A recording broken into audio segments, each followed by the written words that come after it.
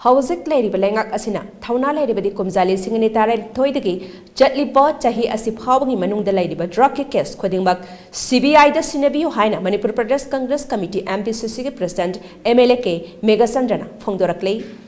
Ngasi Leiba Congress Bhavan the Pangtok Paugi Mi Pamama the Wapamasi, Pongdok Ledona, MLK Meghachandra Hai, Handak, Palel the Commando Personnel Karadagi, Yamlaba Drug Pagat Kiba Adukamari Lenena, Kaksing District Police ke SPG Office the Chatuna, Tagat Wahai Phongdoki, Lenena, Poto Karasukablaki, Madu.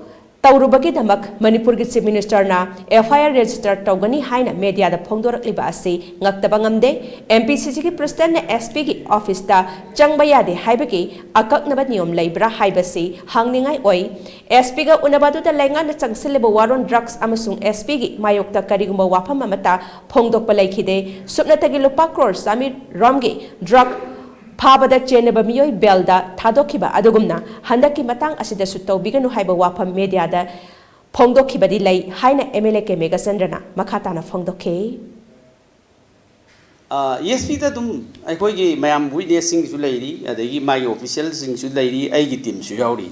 Adugumba Koi Hersweba Adagi Wa Akan Bakai Gamtasungana de appreciation what Nanga Babuka Yakan Mangani. Aduna I press ka urbusulite I just appreciation to ulakmani. Aduna masida sida permission yauduna press conference tawi police ki aigi mathakta FIR palani haibse masibu aikoina adagi aigi press meet adagi kare haita by to the zoom haibni. We're coming here to appreciate the activities of the ESP and also we support the war on drug high need. Adugi language is Tavidam Ganeva.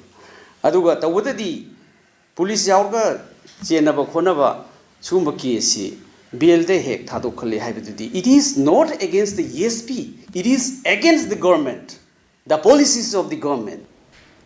Paugi mi phamadu da sarukia kiba veteran politician Okram Zoin Hai, MLK Meghachandra na Kaksing District Police ke SPG office da chatluba adu crime natte masi parliamentary practice ki makhada ayaba piba maramna thingpham thokte thong adugi damak FIR register tawgani hairabadi MLA gi izat adugi matik soki karigumba thong amagi damak maram chadana FIR register tawgadabani hairabadi parliamentary system of democracy amasung rule of law laitaba lamdam amaga pangkhak oigani laibak ama ngakpa haibasi lona ngakadabani democracy satpa laibak ama da police ke sasan manba mongda laibak ngaknade rule of law gi wahanthok khangna miyam gi yaipanaba khongthang paikhatpa Chungani Haina or join a Makatana Phongdoke.